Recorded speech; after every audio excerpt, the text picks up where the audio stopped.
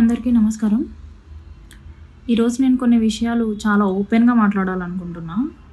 ఎందుకంటే రోజు వీడియోస్ చేసి వైరల్ అయితేనే శ్రీధర్కి శిక్ష పడుతుంది, లేకపోతే నిజాలు అనేవి బయటకు వస్తాయి.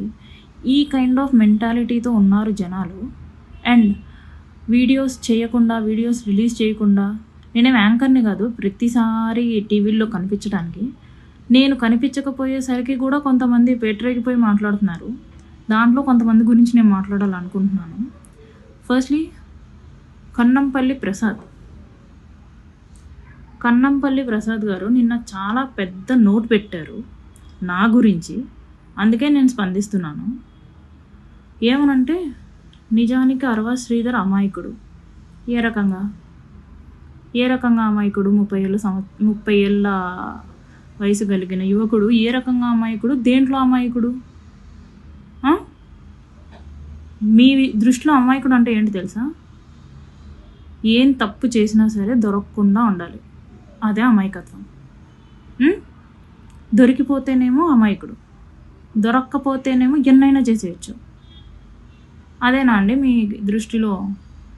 దొరికిపోయినందుకు అమాయకుడు అంటున్నారా? ఇంకొకటి,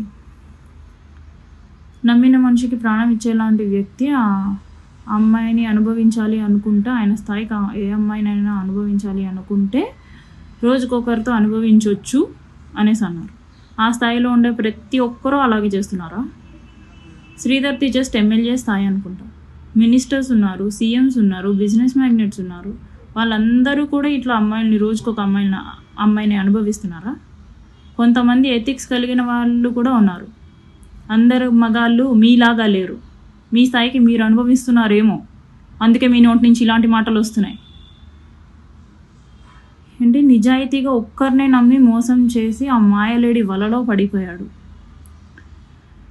మోసం చేసింది నేను కాదు, శ్రీధరే మాట్లాడడం మానేశాడు. I'm clearly saying you that శ్రీధరే మాట్లాడడం మానేశాడు. జనవరి 7th నుంచి నేను 27th మీడియాకి వచ్చాను. 20 days నేను అతని కోసం వెతికి ఎఫర్ట్స్ పెట్టి ఆ తర్వాత నేను మీడియాకి వచ్చాను. ఈ 27th వరకు శ్రీధర్ ఏం చేశాడో, ఎటువంటి కార్యక్రమాలకి పాల్గొన్నాడో, బయట తిరుగుతున్నాడు, తప్పు చేసి అమ్మాయిని మోసం చేసి అమ్మాయితో మాట్లాడడం మానేసి, ఇన్ని మాయమాటలు చెప్పి మాట్లాడడం మానేసి అతని పనులు చూసుకుంటున్నాడు, ప్రోటోకాల్ పనులు చూసుకుంటున్నాడు. ఎవరండి మోసం చేశారు? నిజంగా మాట్లాడుకుందామా? నిజంగా మీకు బుద్ధుండే మాట్లాడుతున్నారా? ఎవరినండి మోసం చేశారు? అతగాడు ఎప్పుడు ఉన్నట్టే ఉంటే ఎవరండి బయటకు వస్తారు? మోసపోయాను అనేసి ఏ అమ్మాయి అండి బయటకు వస్తుంది? అతగాడు మోసం చేసినందుకే కదా నేను బయటికి రావాల్సి వచ్చింది. లేకపోతే హనీ ట్రాప్ అనేసి అంటున్నారే, హనీ ట్రాప్ అంటే ఏంటండి? 1.5 సంవత్సరం నేను సపోర్ట్ చేయకుండానే ఇక్కడ దాకా వచ్చాడా? అంత ఇంటిమసీ ఉన్న మా ఇద్దరం నేను సపోర్ట్ చేయకుండానే అతను ఇంతవరకు వచ్చాడా? హనీ ట్రాప్ అంటే 1.5 year అవసరమా అండి? సెక్స్ చేస్తున్నప్పుడు బెడ్రూమ్కి ఒక సీసీ కెమెరా పెట్టేస్తే ఒక 2-3 times వస్తే, ఒక నెలలో రోజు వస్తాడు నా దగ్గరికి, ఒక 2-3 times వస్తే చాలదా అండి? అదే హనీ ట్రాప్. దానికి మా ఇద్దరి రిలేషన్కి మీరు పెట్టిన పేరు హనీ ట్రాప్ అండి? So silly. ఇంకోటి, మగాడు ఎంత తోపైనా సరే ఆడదాని చూపు తగిలితే చాలు కాళ్ళ దగ్గర పడిపోతాడు అనేసి పెట్టారు. అందరి మగాళ్ళు అలా లేరండి. మీరేమన్నా ఆడదాని చూపు తగిలితే మీరంత వీక్ అనుకుంటా, శ్రీధర్ లాగా. అందుకే మీరు ఆ మెసేజ్లు పెడుతున్నారు, అలాంటి టైప్ ఆఫ్ కంటెంట్ ఇంక్లూడ్ చేస్తున్నారు. మగాళ్ళు అంతా వీక్గా అయితే లేరు, స్ట్రాంగ్గా ఉండే మగాళ్ళు కూడా ఉన్నారు. ఒక మోటోతో, ఒక ఎథిక్స్తో, ప్రిన్సిపల్స్తో ఉండే మగాళ్ళు కూడా ఉన్నారు. అమ్మాయిని మోసం చేయకూడదు, మా ఇంట్లో కూడా అమ్మ, నాన్న, అక్క, భార్య, ఆడవాళ్ళు ఉన్నారు, సో అవతలు ఉండేది కూడా ఒక ఆడదే అని ఆలోచించే మగవాళ్ళు కూడా ఉన్నారు. ఏం పేరు, కన్నంపల్లి ప్రసాద్ గారు, మీరు నిజంగా నిజాయితీగా మాట్లాడుతున్నట్టుగా ఉంటే, అమాయకుడు అంటున్నారు కదా శ్రీధర్ని, వాళ్ళమ్మ మొలతాడు గురించి మాట్లాడతాడండి.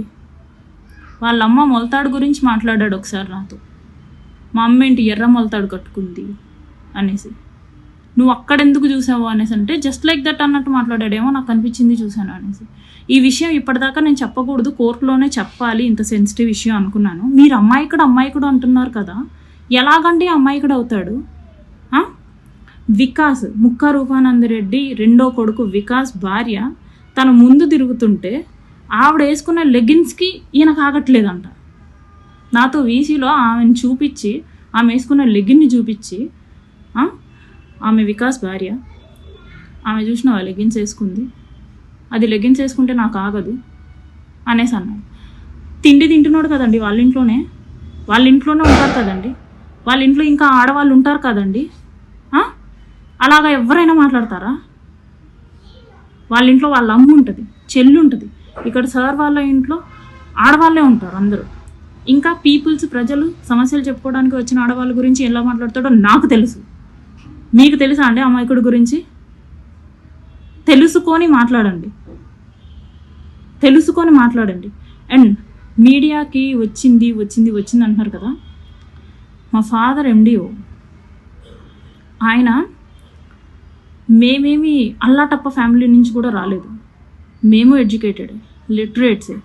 నాకు ఒక ప్రాపర్ ఫ్యామిలీ ఉంది. నా బతుకు బాగోలేక నా లైఫ్ ఇలా అయిపోయింది అంతే తప్ప ఎవడో డబ్బులు ఇచ్చి రాజకీయ కుట్ర చేయమని చెప్పలేదు.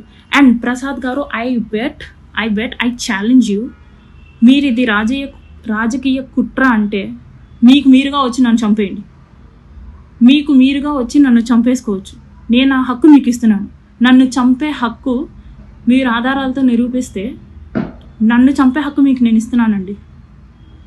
ప్రసాద్ గారు అనే కాదు, who ever talk like this, మీరు ప్రూఫ్తో మాట్లాడండి. అండ్ ఇంకోటి, FIR ఫైల్ చేశారు నా మీద. 6 months నుంచి నేను వేధిస్తున్నాను అనేసి. 6 months నుంచి ఒక ఎమ్మెల్యేని వేధించేంత పవర్ ఉందా ఒక నార్మల్ ఉమెన్కి? 6 months నుంచి మరి ఏం చేస్తున్నావు? 6 months నుంచి శ్రీధర్ ఏం చేస్తున్నాడు? ముఖ రూపానందరెడ్డి ఏం చేస్తున్నాడు? శ్రీధర్ వాళ్ళ అమ్మ ఏం చేస్తుంది? ఎందుకు January 7th ఇచ్చింది, అది కూడా నైట్ 11 o'clockకి? ఇవన్నీ మేము అడగలేకనా క్వశ్చన్స్? ఇవన్నీ లీగల్ థింగ్స్లో మేము ఇంక్లూడ్ చేసుకున్నాము. ఎలాగండి మీరు ఒక అమ్మాయిని అంత డిగ్రేడ్ చేసి మాట్లాడతారు? నేను నిరూపించడానికి విల్లింగ్గా ఉన్నాను మొర్రో అనుకుంటుంటే మీరు డిగ్రేడ్ చేసి మాట్లాడుతున్నారు చూడండి. So shame of you. Without any evidence నోట్కొచ్చినట్టు మాట్లాడుతున్నారు చూడండి. So shame of you. ఏదైనా ఆధారాలు ఉంటే మాట్లాడండి, ఆధారాలు లేకుండా మాట్లాడకండి.